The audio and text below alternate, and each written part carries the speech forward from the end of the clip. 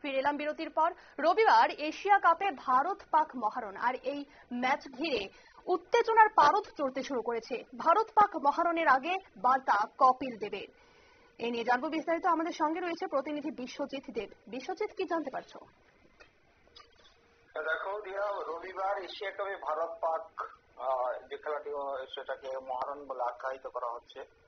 কারণ ভারত পাকিস্তানের মধ্যে ক্রিকেট ম্যাচ যে কোনো সময়ই কিন্তু একটা আলাদা উত্তেজনা থাকে।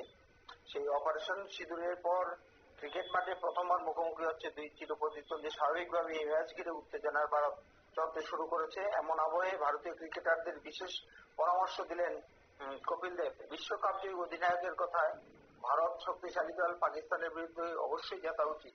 তাই গিল সূর্যদের উদ্দেশ্যে তিনি বলেন, ক্রিকেটে ফোকাস করার জন্য, বাইরে আওয়াজে কান না দেওয়ার জন্য এবং দুই দেশের সমস্যা নিয়ে সরকারকে যে বিষয় সেই বিষয়ে না ভাবার জন্য ক্রিকেটারদেরকে তিনি পরামর্শ দিয়েছেন মন দিয়ে খেলার জন্য এবং জিতে আসার জন্য।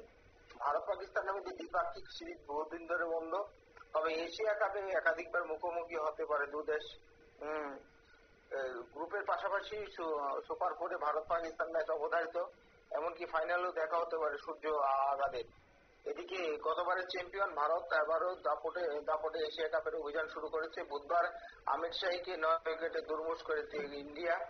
সেখানে গম্ভীরের ছেলেদের প্রশংসায় কপিল দেব বলেন, দুর্দান্ত খেললো ভারত, এই ছন্দ পুরো টুর্নামেন্টে ধরে রাখুক। আশা করব চ্যাম্পিয়ন হয়ে দেশে ফিরবে টিম ইন্ডিয়া।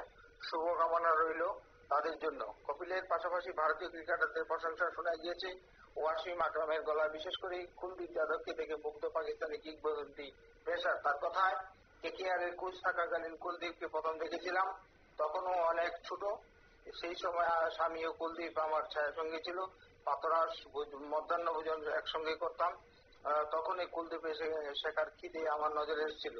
এখন ওকে দেখে আমি আপ্লুত। ওর বোলিং বৈচিত্র্য রিপ্লেতে ধরা মুশকিল। এছাড়া অভিষেক শর্মার ব্যাটিং আমি মুগ্ধ। মোটের উপর রবিবার যে এশিয়া কাপে ভারত পাকিস্তান ম্যাচ, সেটাকে মহারণ বলে আখ্যায়িত করা হচ্ছে এবং উত্তেজনায় কাঁপছে গোটা ক্রিকেট বিশ্ব। ধন্যবাদ বিশ্বজিৎ। আপনারা শুনলেন, অর্থাৎ রবিবারে যে এশিয়া কাপের যে ভারত পাকের ম্যাচ, সেটাকে মহারণ বলে আখ্যায়িত করা হয়েছে এবং এই ম্যাচ ঘিরে স্বাভাবিকভাবে উত্তেজনার পারদ কিন্তু চড়তে শুরু হয়েছে। আর ভারত পাক মহারণের আগেই বার্তা দিল কপিল দেব।